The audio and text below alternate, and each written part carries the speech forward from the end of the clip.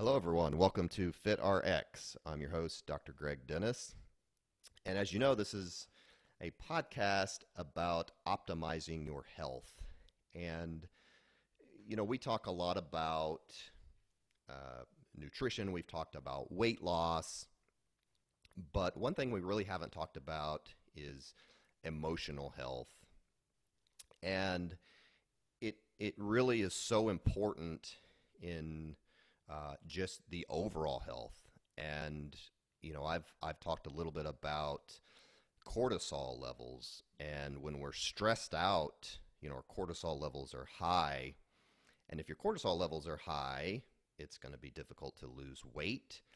And it's going to be difficult to just really optimize, your overall health.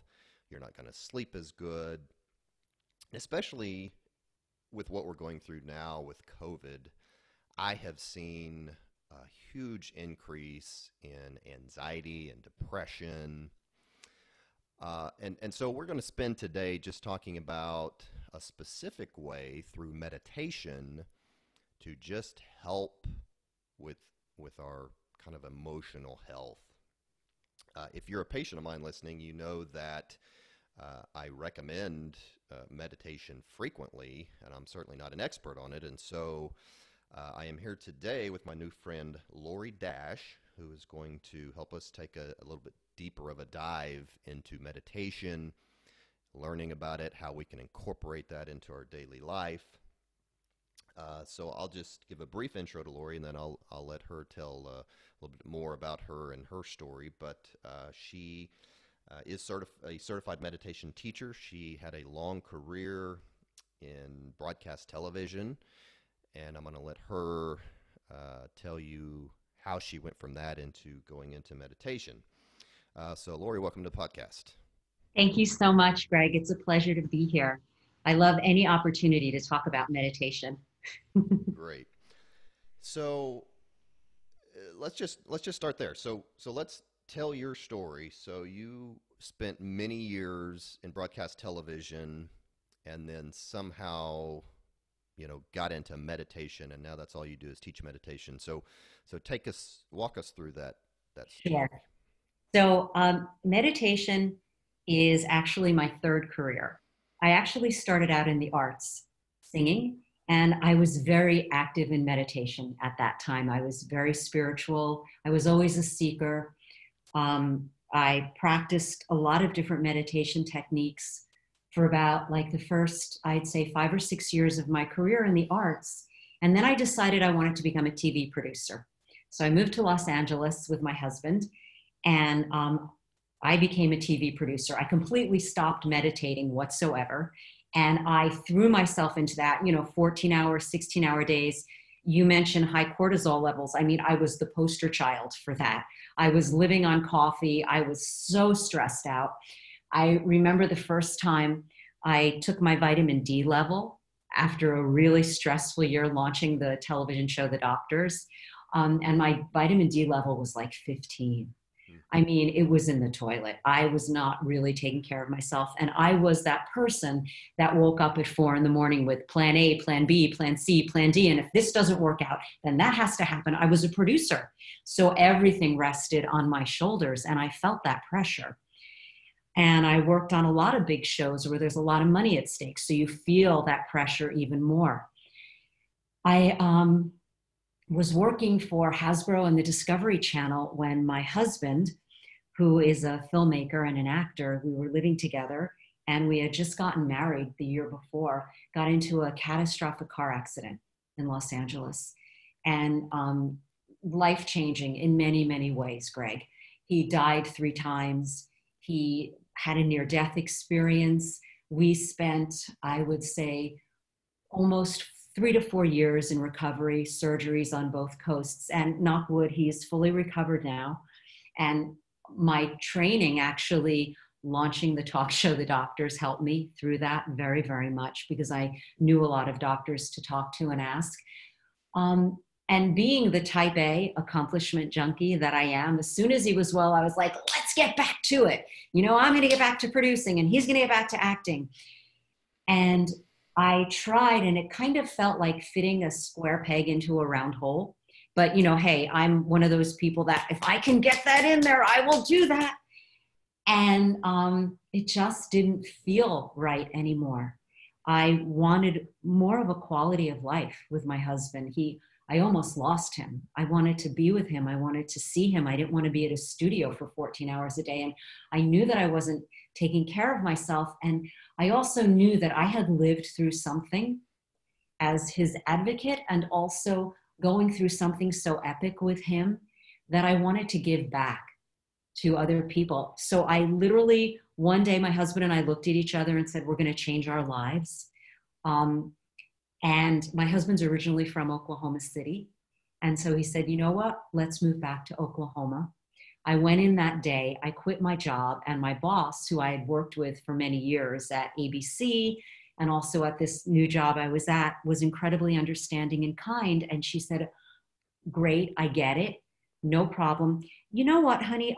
There's a project we need to look into. There's this meditation studio that I want to do a segment on in one of our shows. Can you do a deep dive? So I Googled the Den in Los Angeles, and they had a 400-hour teacher training program. And Greg, without skipping a beat, I signed up then and there. It was like my insides came out and said, yes, this is your path. This is your next path. And from there, we sold our condo. It was like a 5-month program, 400 hours. I had beautiful, amazing teachers, both in yoga and tantric meditation, Yoga Nidra, as well as a mindfulness trainer from the UCLA program. And so I learned a lot about a lot of different forms of meditation. And while I was there, obviously when you're in a meditation program, you do a lot of meditating. A lot of tears came up for me one day in a practice about fear of losing my husband that I was still carrying with me, you know, almost as a form of PTSD. And my teacher said to me, you know, you should try Yoga Nidra. It's so good for anxiety and PTSD and just for deep-seated issues. I took her class, realized that I had done a Yoga Nidra when I was 16 years old, that a yogi had given me in a program that I was in. And I was like, oh my God, it's this. This is amazing. I want to learn this. I want to study this. I took a separate certification in that. So I came to Oklahoma City ready to start teaching Yoga Nidra. And while I was here, I became even more enamored of mindfulness practices, of the heart practices. So then I began a deep dive into mindfulness study. So now I offer both. And for me, it's a better quality of life. It helps, you know, teaching people, you learn too. I learn from all my clients.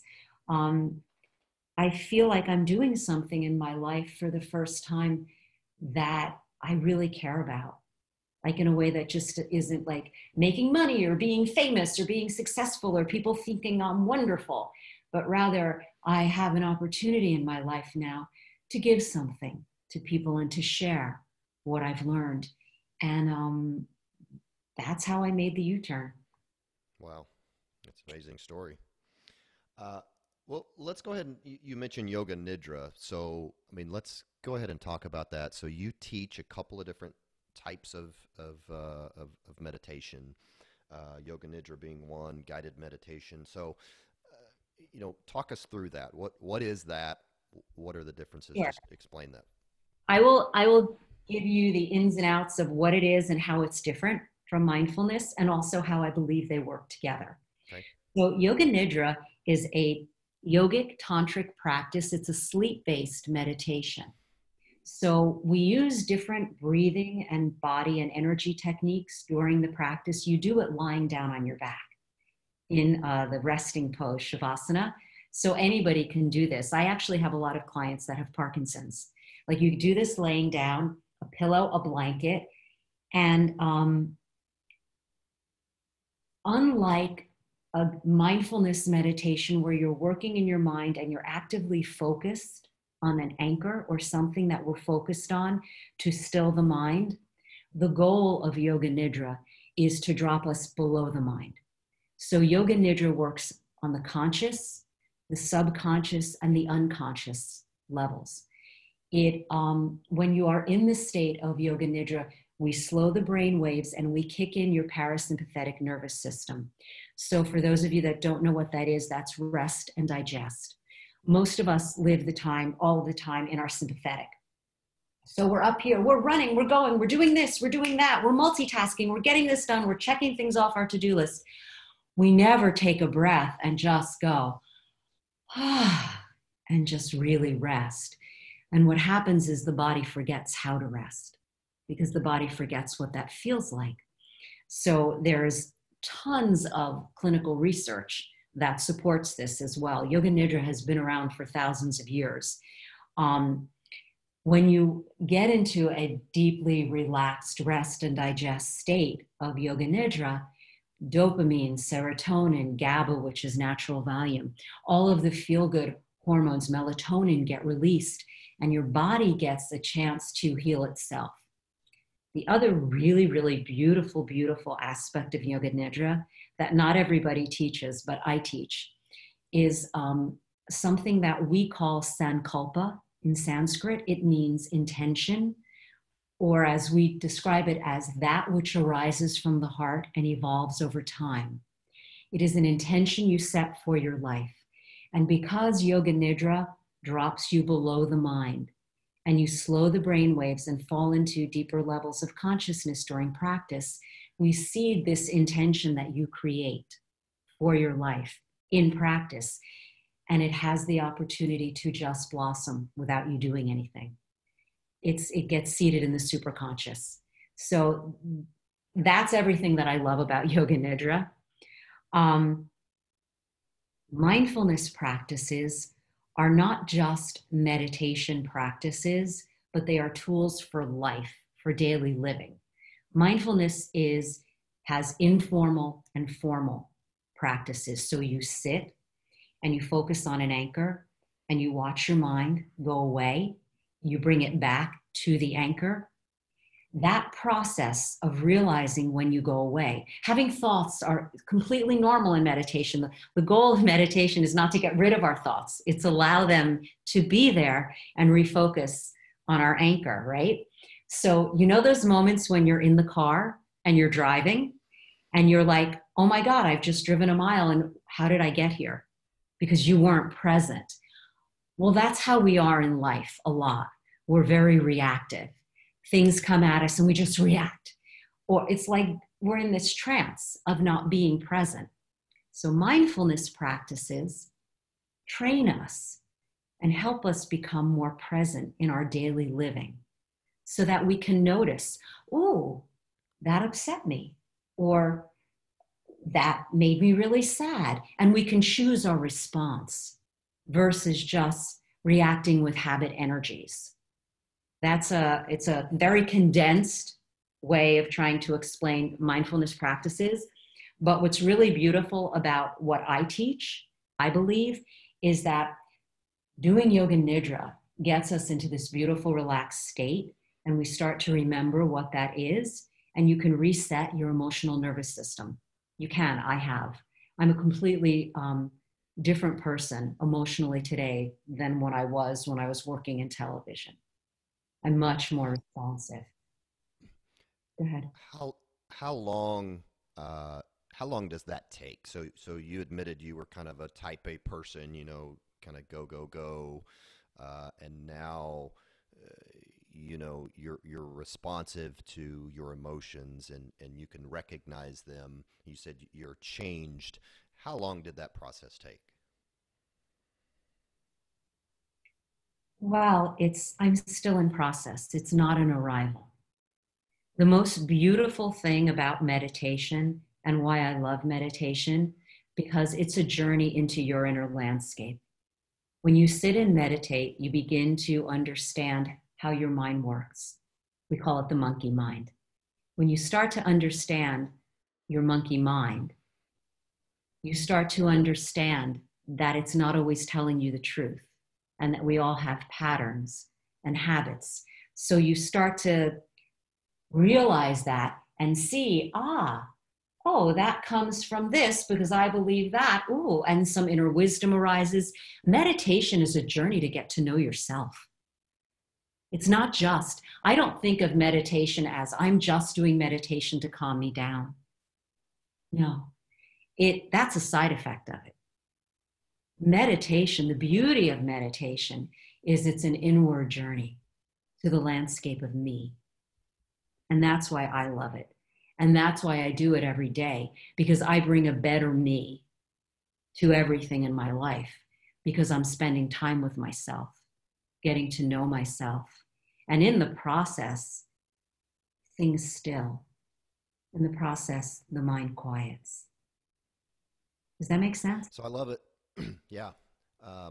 I love it that you brought up, the sympathetic and the parasympathetic nervous system. And, those two are always kind of, competing with each other. And, most people today, as you mentioned, are in the more in the sympathetic realm. Okay. We're stressed out all the time. And so things like meditation and mindfulness, as you mentioned, can help bring us more to that relaxed state, and which, as I mentioned briefly, can help our physiology, our hormones, and all that stuff. So I love it that you talk about the not only the Yoga Nidra, which is a specific time, but the constant mindfulness throughout the day, and learning about our thoughts and controlling those, and I love it that you mentioned that. So how do people go about getting started doing that? Because especially the really busy people like you were, they're going to say, I don't have time to do all that meditation stuff. I get up in the morning, I drink my coffee, I'm running out the door, I'm going to work, I'm coming home, I've got kids have homework. And so, how can people transition over to getting into that mindfulness and taking time to meditate? I believe, and this is why I said to you what I said just now about, I believe that I bring a better me to all of that if I take 5 or 10 minutes. And you don't have to take a lot. You can start simply with 5 or 10 minutes every day. I'm going to teach you guys today, a little later in the program, how to focus or anchor in body, breath, or sound. That becomes your anchor of focus. The mind will drift away. We gently bring it back. That's all it is. You do that for 5 or 10 minutes. Things will come up, things will arise. You bring it back. You will start to see the benefits. Now, we didn't talk about any of the physiological benefits of meditation because I started with the motivational, the emotional benefits first. Because say you're someone who's always stressed out and you always yell at your kids when they do a certain thing. Well, you might want to become more mindful of that. Meditation will help you become more mindful to change that reaction.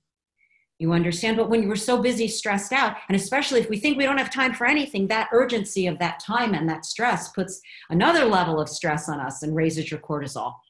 But I want to tell you, because you are a doctor, so this will be really important to all of your patients. There are tons of clinical research, not only on mindfulness, because most psychologists in America have studied a lot of mindfulness practices. All of my teachers are psychologists.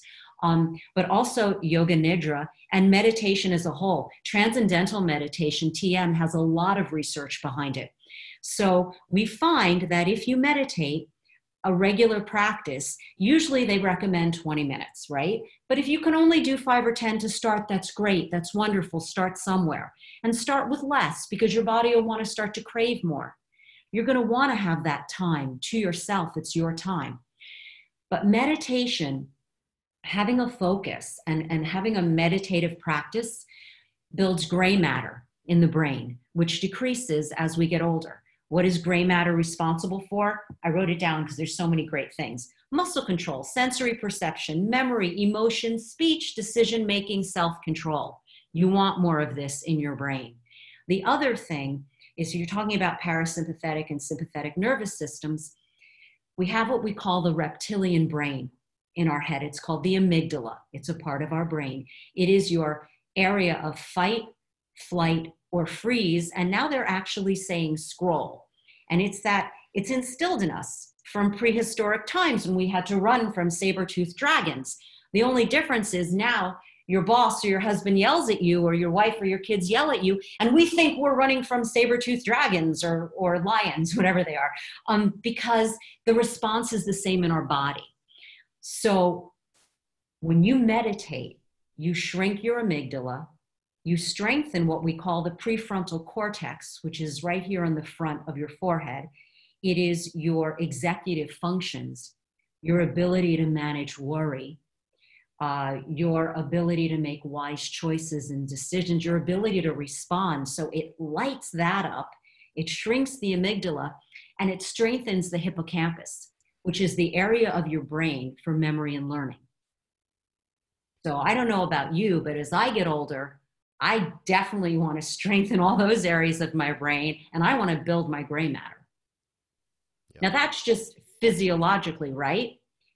In mindfulness, we have proven that neurons that fire together wire together. We can create new neural pathways in our brain. So if we practice things in meditation practice, like gratitude, we can program new neural pathways in our brain that help us be more grateful in life just by practicing. What we practice grows stronger.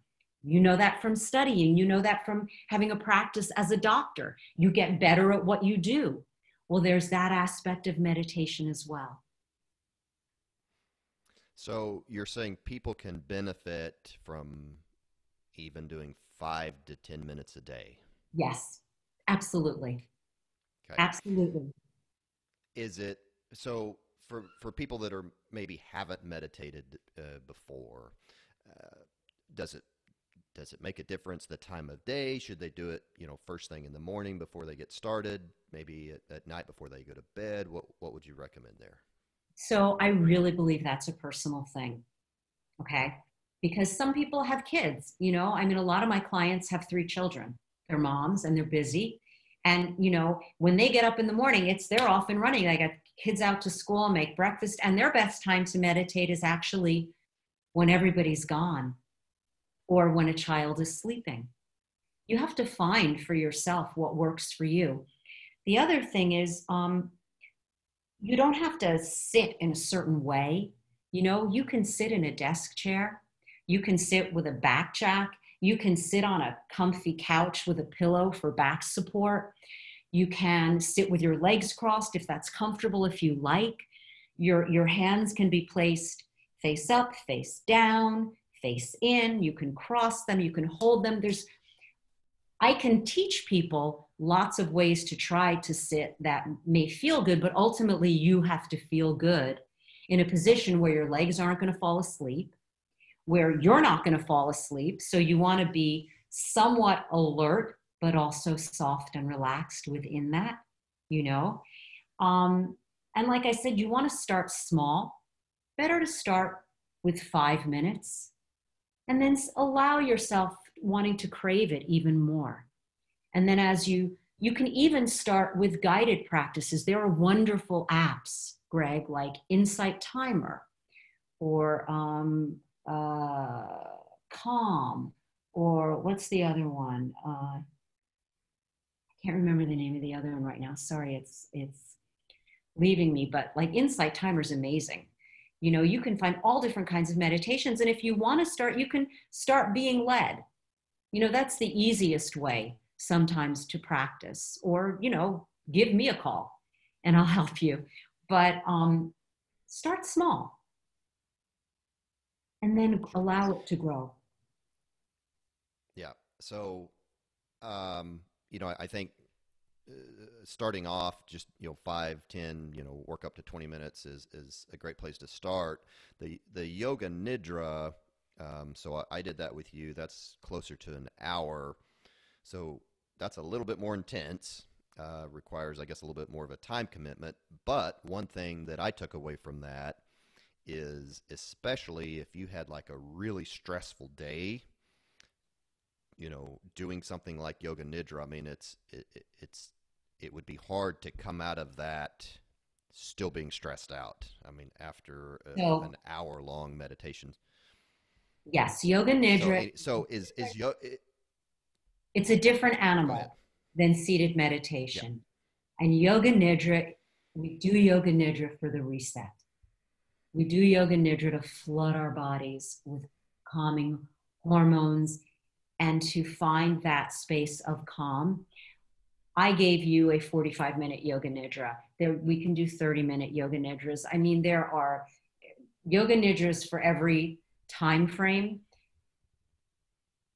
I have found, and I can only speak from my experience, nothing resets me like Yoga Nidra.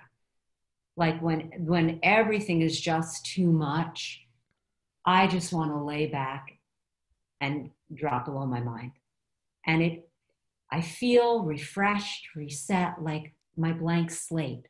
Like I can reapproach the problems or the issues in my life from a much more still, calm, and renewed place. That there's nothing like Yoga Nidra for that. I practice seated meditation myself for other things. I practice my seated meditation and my mindfulness practices, and I do heart practices like equanimity, loving kindness, forgiveness, compassion, to work with actually issues in the meditation. It's a little more advanced, but I teach and I practice that as well. So meditation doesn't have to be just watching your breath, although that is a fabulous starting place. That's based on the traditional Vipassana, what we call insight meditation. I think I said to you on the phone, I feel like Yoga Nidra and seated practice go together like peanut butter and chocolate, because those are my favorite flavors. I said that because they feed the other. Yoga Nidra resets my emotional nervous system. And when I sit and I meditate and I'm sitting and I'm doing mindfulness practices, my practices are deeper because of that. I don't do them all at once. I do my seated meditation practice every day for me.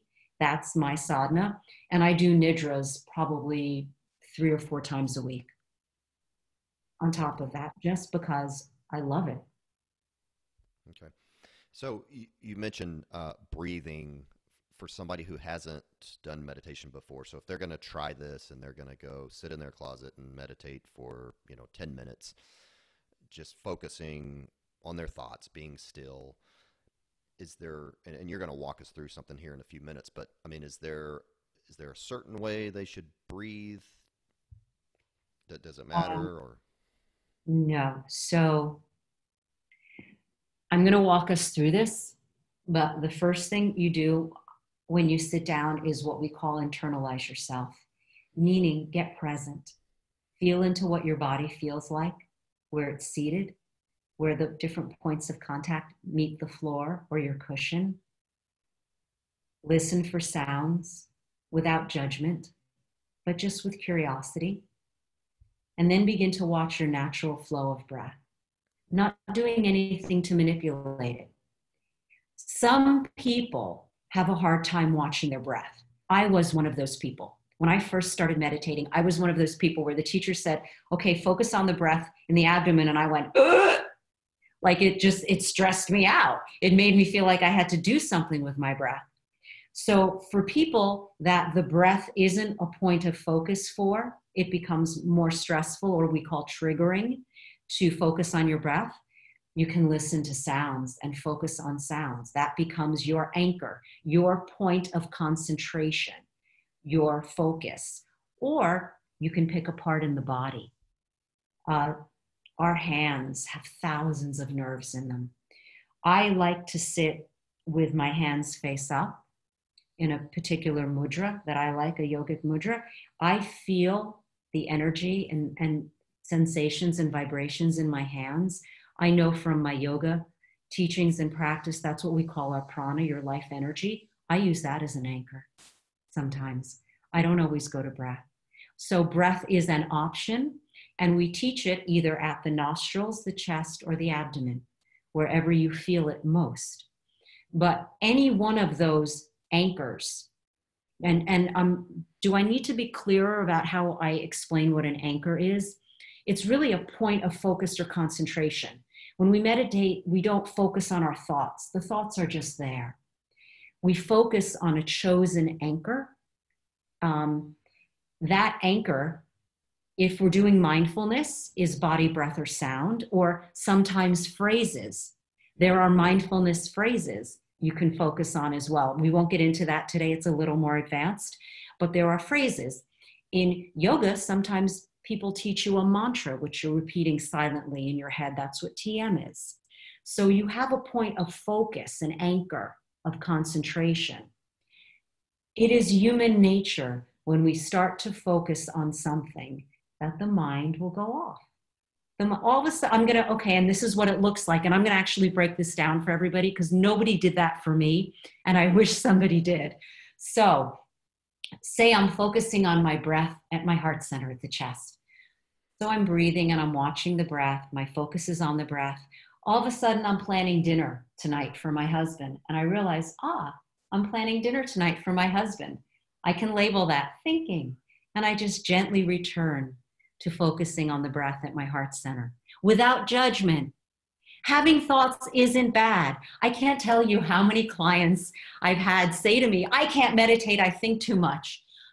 Please, I'm the poster child for that. I was that type A thinking person all the time. No. We want the thoughts. The thoughts are there. The thoughts are showing us what's coming up for us. They float away like clouds. And sometimes they need your attention. And that's getting a little more advanced too. And there are practices that I can teach, and I teach my clients how to deal with emotions or thoughts that need our attention.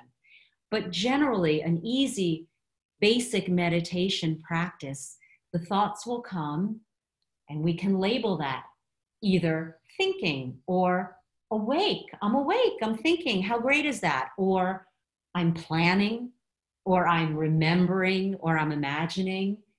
And you don't have to label it. You can just realize in the moment, I've drifted off. Come back to the anchor. Come back. It's a constant practice of beginning again. What that does is it trains our minds to realize in life when we're in trance. You get it? How it's a mirror. Mindfulness meditation in a seated practice is a mirror for our lives. We're focused on doing something. We're driving in the car. That's the best example. We don't remember how we got there. And all of a sudden, we're awake. I'm seated, focused on an anchor. And all of a sudden, I've drifted off. It's the same thing as like being in the car, not knowing where I was. So in life, I can realize in the moment, I just wasn't listening to the last 5 things Greg just said to me. That's what meditation teaches you.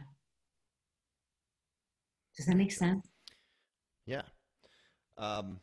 So let's go ahead and have you walk us through, I guess you'd call it a guided meditation, correct? Yes. Mm-hmm. And if people are listening to this while they're driving, pull over. I don't want people to get so relaxed that they're not paying attention to driving. So you may want to come back to this and maybe do this at home. But I'd ask you to do this just, again, for people who maybe haven't meditated before, so they have an idea of how to get started on their own and just some things to do. And they can always come back to this podcast and play it. So just walk us through kind of a brief guided meditation, if you would. Do I have like 10 minutes? 5-10 minutes? Sure. Okay, great. So I want to reiterate just what Greg said. Please stop the podcast now if you're driving, because I'm going to take you through something, and it's not wise to do this while driving. The optimum place to do this is to be at home, be in a comfortable seated position. Be in a position where your legs won't fall asleep, that feels good in your body, where you can feel both alert and also relaxed. I'm going to ask you to place your hands either palms up or palms down on your thighs, elbows close to the body. Feel into a tall spine, soft shoulders. The head and neck rests on top of the spine like a teacup in a saucer. So the chin tends to be more level with the ground. If you want, even for a moment, you can roll your shoulders up, down, and back a little bit. That might feel good. Or you can do a ear to shoulder if you want to just relax the body a little. If you are not comfortable closing your eyes, you do not have to close your eyes.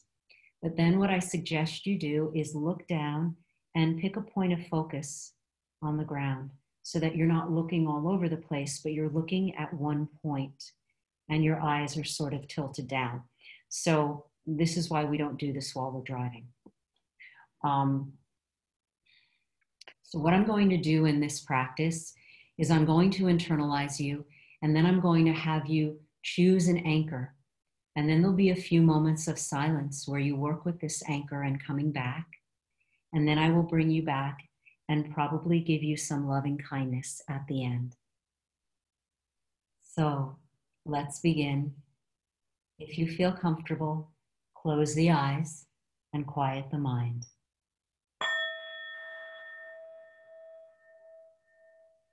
Let's just take a deep inhale through the nose.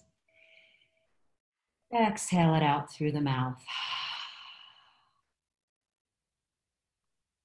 One more, just like that. Inhale through the nose. And exhale. Gently close the lips. Continue to breathe in and out through the nose. Just begin to feel into your body. Noticing where your body is in space without seeing it.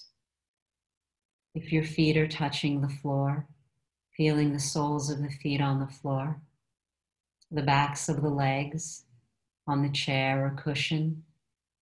If the legs are crossed, where the legs touch each other. Feeling the buttocks and support.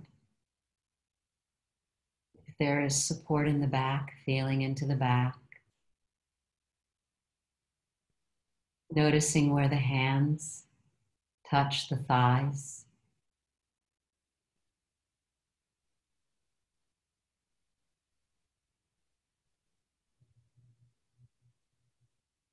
Sensing a softness in the body. Noticing the breath in the abdomen and softening there.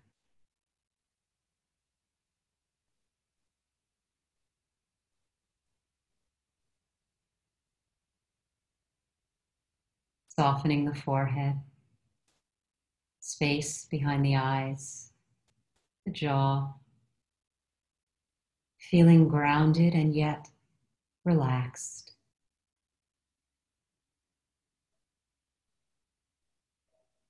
Taking a moment to notice sounds around you. Listening to what can be heard without a like or a dislike, but rather just a curiosity. What is there?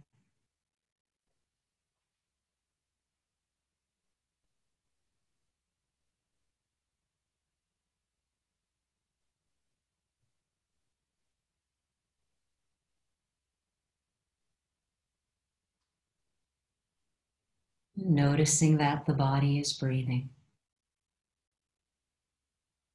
Noticing the breath at the nostrils moving in and moving out.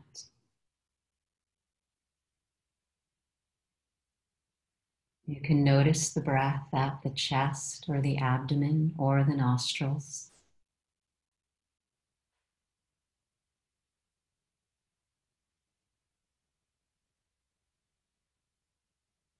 Noticing the temperature of the breath, cool on the way in, warm on the way out.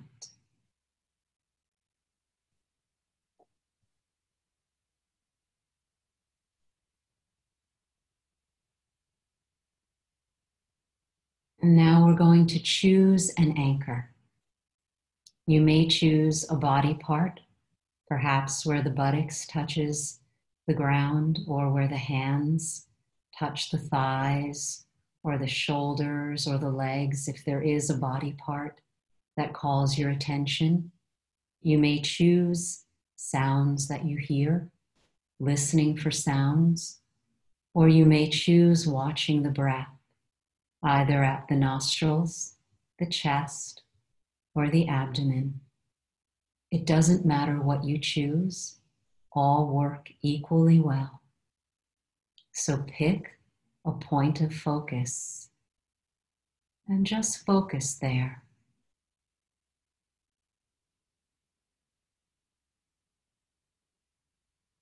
If you've picked a body part, feel into that body part as your focus. If you picked sounds, actively listen to sounds without judgment. And if you've picked breath, just notice the breath without manipulating it at either the nose, the chest, or abdomen.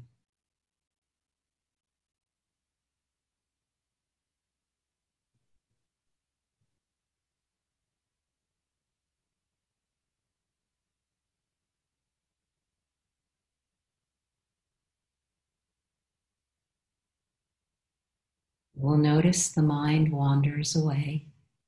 We can label that thinking, planning, remembering, whatever it is. And we welcome that part of us. And we gently return the focus back to our anchor. Again and again. That is the process. Let's practice for a few moments in silence now.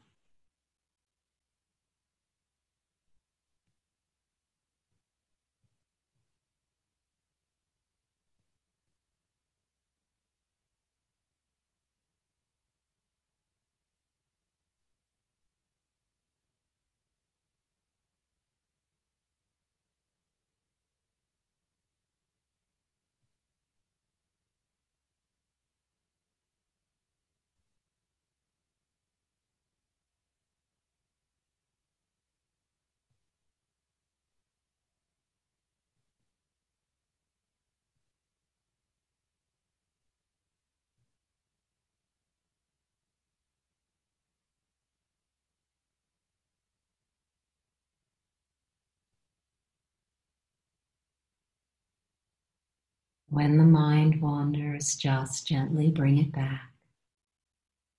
Kindly, gently.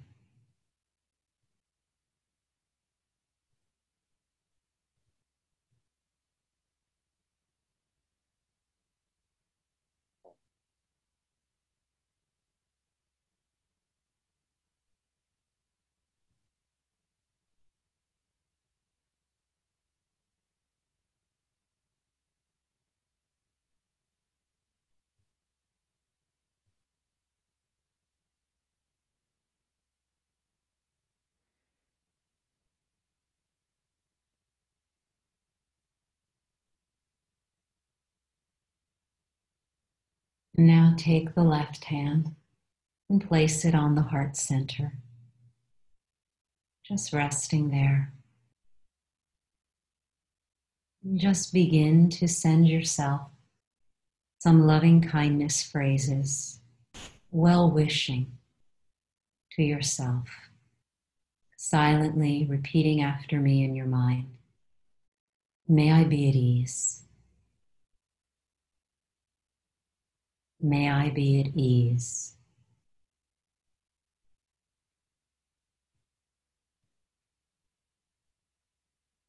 May I feel safe and protected. May I feel safe and protected.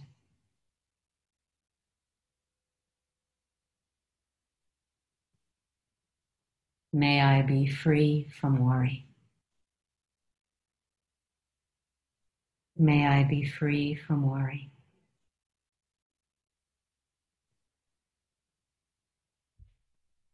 May I love and accept myself exactly as I am.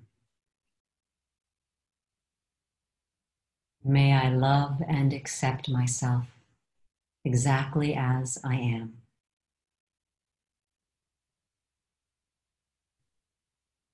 May I be full of loving kindness.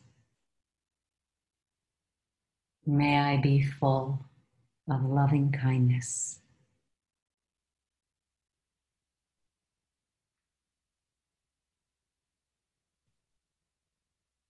Gently release the left hand. And just sit and notice the effects of the practice.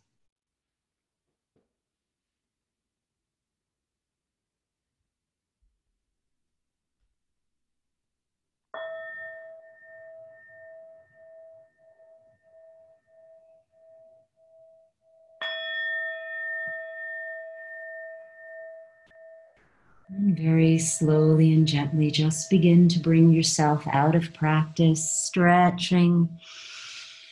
Whatever feels good to you, blinking the eyes open and coming back into the room.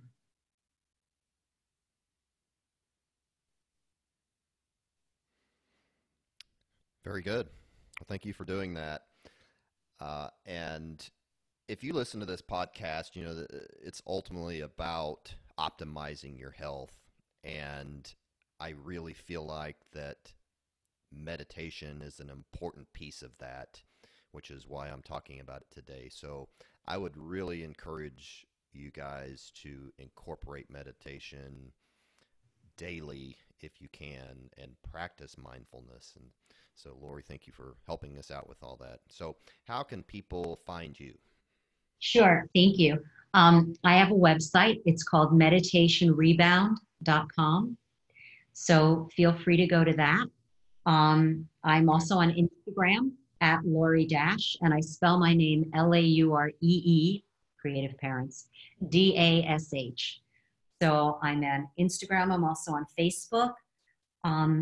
I teach, if you're interested in the Yoga Nidra class, I teach a class at Soul Yoga on Thursday nights at 7:30, that's half an hour, and Sundays at 6 p.m., that's an hour. And in the full hour, I do the big journeys. I write journeys. I'm a writer as well, guys. So the shorter class doesn't have the big journey, but the longer class does. Um, and I just wondered, can I ask you, Greg, how you found that? What your experience with your mind and everything was during that, during the practice? Yeah, you talking about when we did the Yoga Yeah, yeah, Nidra? yeah, yeah, yeah, yeah. Um, Let me think. So your question is, How was repeat that the for you? question for me. What did you pick as your anchor? And what did you find when you went away and came back? What was that? How was that for you? Um, it it was very relaxing. You know, as I mentioned, um, it would, I realized it would be hard if you had a stressful day. It would be hard to come out of that not relaxed anymore. Or not relaxed. And so I thought that was great. For just for somebody that just had a really stressful day to do that. And I mean, you're just going to be calm. So that was one takeaway. Um, y- you know, Second takeaway was, it's been a few weeks since we've done that. So um, yeah, you had me focus. Um, focus on I don't remember if it was focusing on a word or focusing on something, but I just remember, I think, success, came in my mind. And I'm, uh, I'll probably edit this part out, but I'm going into a new venture, in my Lovely. practice. And so success, Love. success kept coming into my mind. So I don't But know if that also answered your question, but. today, I meant today when you were meditating. Oh, just Was today. it, Oh, I'm sorry. I thought you were talking that's about the okay. when we did the yoga No, nidra no, before. I'm So talking about today. Did you find it was, and there's a reason I'm bringing it up, because sharing the experience of meditation, what we go through in our heads, helps people. because everybody has their own experience, right? But if we talk about it, then it normalizes, oh, I didn't feel like doing it, or it was hard, or I got mad at myself, or my mind was very busy today, or Hmm. whatever the experience was. Do you know what I mean? So that's why I was just asking you out of curiosity, what was your experience like today? Yeah. Very relaxed and I guess focused on the probably the first half, and then towards the end, uh, I started getting distracted. Just like you said, Good. thinking about other things, thinking about what I had to Yes. do. But yeah, first part of it, very just relaxed, and so it was good. So, what you call distractions, right? Remember when I Hmm. said in the beginning, when I sit down to meditate, I feel like it's a journey and I have no idea what's going to come up for me. Like, where's my mind or my higher self going to take me today? What you call distractions in your mind, right? That's showing you what your mind thinks about. That's giving you information. Remember, I said mindfulness is about noticing? Hmm. Hmm. Noticing the kinds of thoughts that we have all the time can be incredibly enlightening. That kind of it's half meditation, half self-inquiry. Hmm. Yeah. Those distractions aren't bad. Yeah. Very good. Well, one final question. I always ask my guest on the podcast to leave us with one tip that people can do to improve their health today. I know we've been talking about meditation, so it can be about that or it can be about something completely different. But what would you say to that?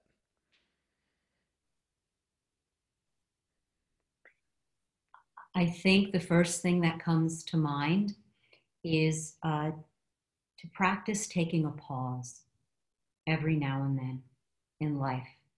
Just stop, take a moment to observe what's going on, and then proceed. I find that when we slow down a little bit, we see more.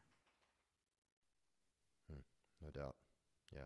And this is coming from someone whose first job in TV was Access Hollywood was crashing a piece every single day.